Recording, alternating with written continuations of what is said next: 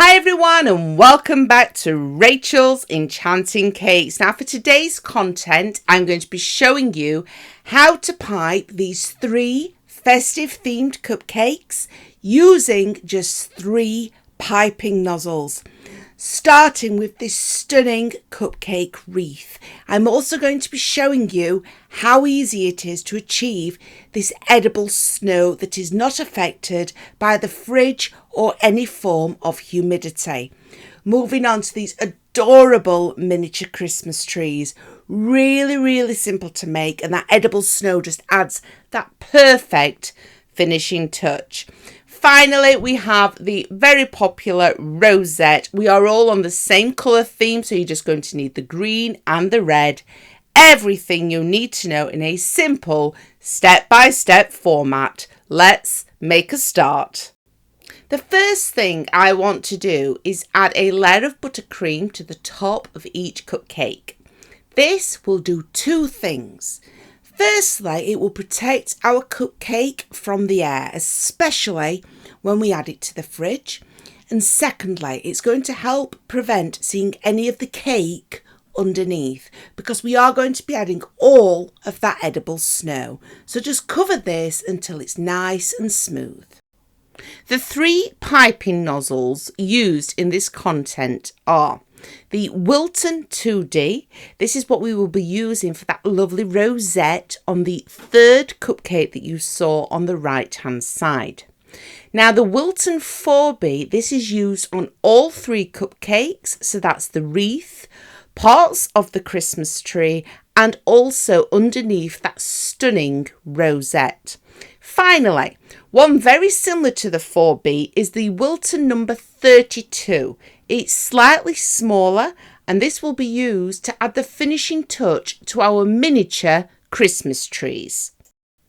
For each piping nozzle, simply take a disposable piping bag, trim off the end, and then feed the piping nozzle directly in there. The first colour I am using today is the Leaf Green by Wilton, and this is what your buttercream will look like when coloured with this specific colour and brand. Tip: if you wrap your piping bag over a tall glass, it's a lot easier to fill. Simply push in all of the green buttercream and you want your piping bag half full. By only having the piping bag half full, it will give you more control when piping. Starting about 1 centimetre from the edge, gently squeeze your piping bag, going in a forwards and then backwards motion. Keep the pressure even on the bag, and you want to go around in a circle shape until you have achieved this. Now for the rosette, you're going to need a burning red buttercream. I do have a separate recipe and method for this on my channel, which I will leave a link to in the description below this video. We are now moving on to the Wilton 2D nozzle. Starting in the centre of the cupcake, I have slowed this down so that you can see this in more detail. You then want to start going around in a circular motion. Keep the pressure even on the piping bag. Be certain that the piping bag is half full to keep this a lot easier for you to achieve, and it is not about speed. Once you get more confident with piping rosettes, you will realise just how easy they are, and this is what you're aiming to achieve. For our miniature Christmas trees, we're now using nozzle number 4B again, and you just want to pipe 2 simple blobs. We're going to repeat this 2 times at the back. Simply gently squeeze the piping bag, stop squeezing as you pull away, and repeat. Moving on to nozzle number 32, using the same colour, I then simply pipe a blob directly on top of the 2 small Christmas trees, because it's slightly smaller but it's the same shape. In the front centre, I then repeat this 2 more times, just so we have a smaller miniature Christmas tree. How easy is that? All I did then was add some very fine sprinkles, which is obviously optional. Before we pipe the final cupcake, I will show you how to do the edible snow towards the end of this content. I find for the wreath it can be easier to create a guide, so just taking a piping nozzle, I place this directly in the centre of my cupcake and I just place a small indentation in that layer of buttercream. So we are using nozzle number 32 for the Christmas wreath because it is slightly smaller. Keeping in that border area, gently squeeze the piping bag, keeping the pressure even and going around in a circular motion. Don't worry if you have to stop because you can always cover those parts with some sprinkles.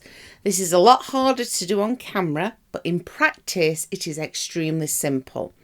But look at the effect it leaves behind.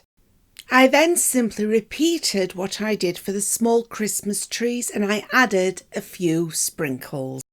Okay, so this part is completely optional. Just have a look through your moulds and your cutters. This is a Click Sticks mistletoe cutter. So all I did was roll out a small amount of green fondant. You could always use modelling chocolate for flavour. With the Click Sticks, you gently push it over the fondant and just give it a rub on the surface. This is to make sure that it's cut out correctly. Flip it the other way round and simply rub your finger over the back. This will ensure you have cut it all out. And then you just push it down and it will leave a beautiful indentation in the actual pieces of mistletoe. We are going to need to add a few small pieces of red fondant to the centre of these, but how simple and effective were they to create? For the bow, I am using the Karen Davis Highland cow mould. Now don't worry if you do not have a bow mould. Remember, these look just as stunning with the sprinkles on there and then the snow, which I'm going to show you how to make in just a second. If you are using one of these moulds, add some icing sugar first, simply place in the fondant and then release it.